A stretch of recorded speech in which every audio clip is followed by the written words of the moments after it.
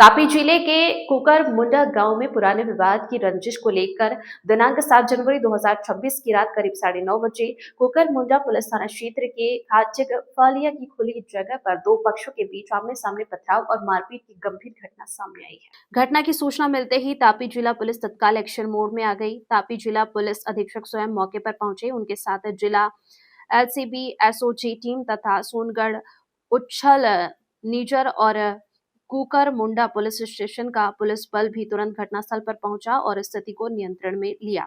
Police की त्वरित कार्रवाई से क्षेत्र में कानून व्यवस्था और शांति बहाल कर दी गई। इस मामले में दोनों पक्षों की ओर से अलग अलग शिकायतें दर्ज कराई गई है। एक पक्ष की ओर से लियाकत रमजान खाटिक उम्र 47 वर्ष निवासी कुकर मुंडा ने शिकायत दर्ज कराई, जबकि दूसरे पक्ष की ओर से पंकज भाई रामदास भाई चौधरी 45 वर्षीय निवासी कुकर मुंडा ने भी पुलिस में शिकायत दी है। पुलिस के अनुसार घटना में करीब 40 से 50 अज्ञात लोग भी शामिल हैं। कुकर मुंडा पुलिस स्टेशन में दोनों पक्षों के खिलाफ अलग अलग धाराओं के तहत मामले दर्ज किए गए।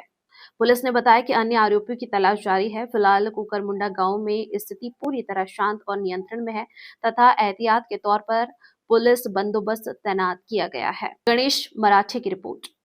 तापी जिल्लाના કુકરમુંડા પોલીસ સ્ટેશન વિસ્તારમાં ગઈકાલે રાત્રે બે જૂથ વચ્ચે એક પથ્થરમારાનો બનાવ બન્યો હતો.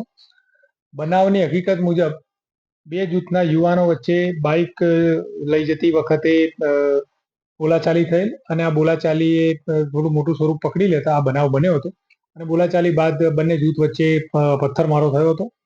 પરંતુ પોલીસને તાત્કાલિક જાણ થતા ઘટના સ્થળ ઉપર પોલીસ તાત્કાલિક પહોંચી ગઈ અને પરિસ્થિતિ ઉપર કાબુ મેળવ્યો હતો. તકેદારીના ભાગરૂપે અમે આજુબાજુના પોલીસ સ્ટેશન ઉપરથી બીજો બંદોબસ્ત પણ મંગાવી રાખ્યો હતો અને એમ કરીને પરિસ્થિતિ અમે કંટ્રોલમાં લીધી હતી. બનાવ સંદર્ભે બંને પક્ષની સામસામે ફરિયાદ લેવામાં આવી છે અને આ ઉપરાંત જે સંબંધિત આરોપીઓ છે, લગભગ 12 જેટલા આરોપી છે, એમને અમે અટક કર્યા છે બંને ફરિયાદો માટેના અને ગામમાં શાંતિ અને વ્યવસ્થા જળવાઈ રહે તે માટે જરૂરી તકેદારીના ભાગરૂપે પોલીસ બંદોબસ્ત રાખવામાં આવ્યો છે. હાલ પરિસ્થિતિ સંપૂર્ણ નિયંત્રણ હેઠળ છે. નાની મોટી ઈજા પથ્થરમારાના કારણે એને ટોટલ 10 થી 12 જણને વાગ્યું. એમાંથી બંને જૂથના બે વ્યક્તિ હોસ્પિટલમાં છે. બાકી તો તમામને નાની ઇન્જરી હતી તો તમામને રજા. નંદુરબાર ખાતે બે આરોપીને નંદુરબાર ખાતે મુખ્ય આરોપીઓ બંને જૂથના અલગ અલગ આરોપીઓ છે અને તેમના અગાઉનો એક નાનો અણબનાવ હતો તેના કારણે થોડું બનેલું છે એવી એક વાત છે. અમારી તપાસ ચાલુ છે. તપાસ દરમિયાન અમે જે પણ પુરાવા મળશે અમે કલેક્ટ કરશું.